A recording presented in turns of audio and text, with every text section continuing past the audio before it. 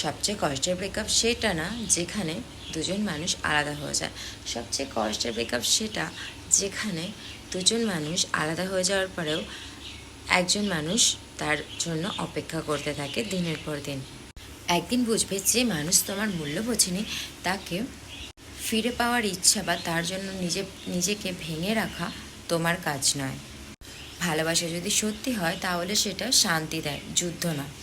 তাই আজ থেকে এটাই ভাবো যে চলে গেছে তাকে নয়, নিজেকে ফিরে পাওয়ার চেষ্টা করবে, নিজেকে ভালোবাসার চেষ্টা করবে। আমি বেশ কিছু নিউজ দেখছি ফিডে, জানো তো, কিছু একটা মেয়ে পুরো মানসিক সন্তুলন হারিয়ে তার অবস্থা পাগলের মতো।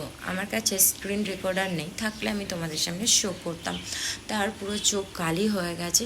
সে নাকি একসময় একটা ওয়েল এডুকেটেড মেয়ে ছিল যে ট্রাভেল করতে ভালোবাসতো, হয়তো তোমরা কেউ দেখে থাকবে, নিউজটা ভাইরাল।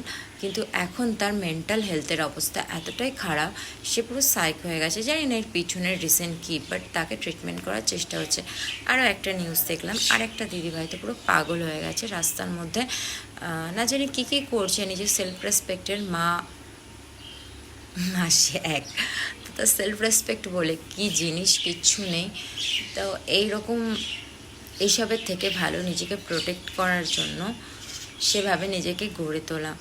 তো বিনোদন, কমেডি এগুলো তো আছেই, তার পাশাপাশি এমন কিছু শেখো যেগুলো তোমার মানসিক শক্তিকে বাড়ায়, যাতে কারো চলে যাওয়াতে, কারো থেকে যাওয়াতে তোমার ওপর এমন প্রভাব না পড়ে যাতে তোমার মান সম্মান, সেলফ রেসপেক্ট, মেন্টাল হেলথ সব কিছু খারাপ হয়ে যায়।